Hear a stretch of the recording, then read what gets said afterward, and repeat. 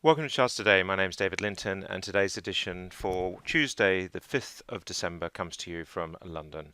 And we start, as always, by looking at the dollar. Dollar actually is starting to make it look like we're just coming through a transition here on the medium-term chart. Of course, new lows would put paid to that. We are still finding resistance on the lagging line, but we are finding support here on the price of the medium-term daily chart. So it does just suggest that we will see a recovery in the price. And we're just seeing that coming through on the short-term chart, bullish. We've got a new upside target, not yet activated, and we do seem to be finding support here. So the dollar may just be undergoing quite a significant turn. If we look at euro dollars, this euro against the dollar, we're seeing euro weakness relative to the dollar just creeping in here, and that would also just indicate maybe we'll come below the cloud, although here price has just managed to get back above the cloud. But it's too early to say really that the euro has topped and will start falling against the dollar, but it's just certainly something to watch out for. We've got a new downside target here to 116. That's 1.9% downside, but not yet activated. We need to move below 118.30 for that. Taking a look at Japanese yen, we're seeing the dollar strength here on all three time frames. Interesting that the long-term transition is already occurring on the dollar here, and so we are just seeing stronger dollar, weaker yen. Sterling falling this morning. Our more political news of a breakdown of Brexit talks. We're seeing lower sterling, downside target of 132.16, hitting quite strong resistance here on the medium and long-term charts in the point and figure, and on the weekly chart with the lagging line. So certainly looking like sterling's falling away there. Against the euro, same thing. We're seeing sterling weaker. Against the Swiss franc, just turning down as well. And against the Australian dollar, clearly weaker here too. So we are just seeing sterling falling away. Taking a look at Bitcoin, still heading for the moon. I mean, it's unbelievable here. We're now nearly nudging 12,000. If you want to see the targets on Bitcoin, just double click on the price and go for the 1 minute chart. This is all the data. It's very volatile. We're up 2.4% this morning.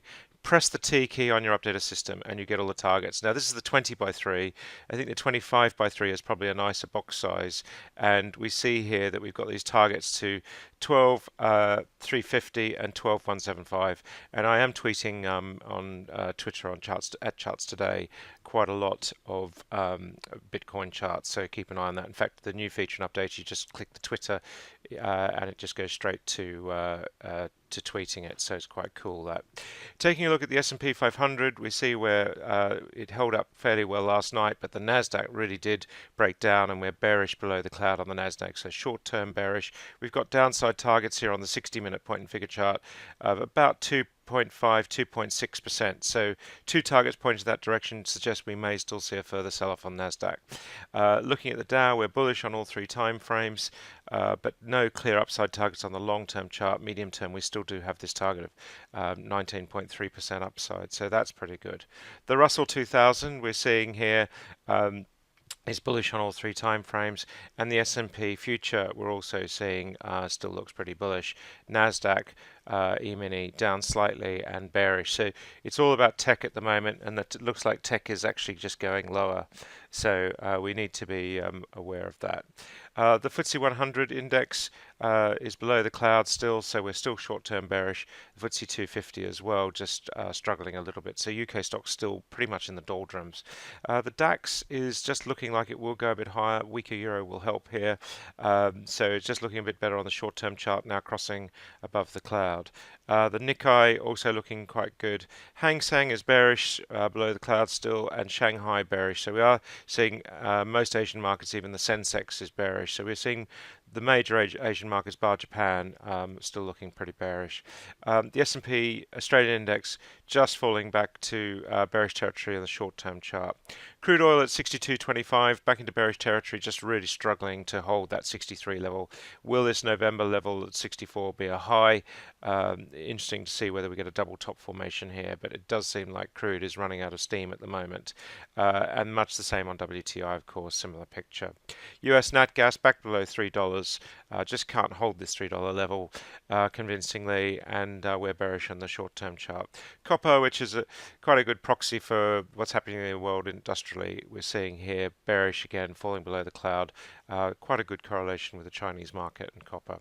Good one to watch. Gold still just sitting in bearish territory.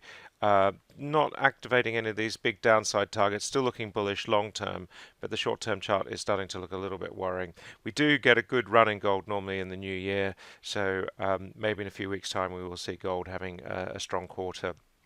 Silver, much the same picture, of course.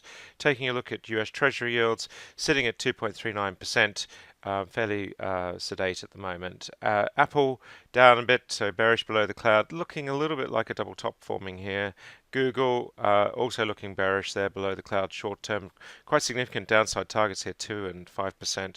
Amazon also starting to turn into bearish territory, 4% downside, and Facebook clearly bearish as well. Quite a big sell-off yesterday, and Microsoft down 3.5%, really fell away yesterday after quite a strong trend run, it has to be said, but really quite significant. Not changed the medium and long-term picture, but that's it. And even if we look at a stock like Nvidia, which has had an amazing run, quite big sell-offs in the last few days. So we are just seeing tech falling away. That's it for today. Until tomorrow, happy charting. See you then.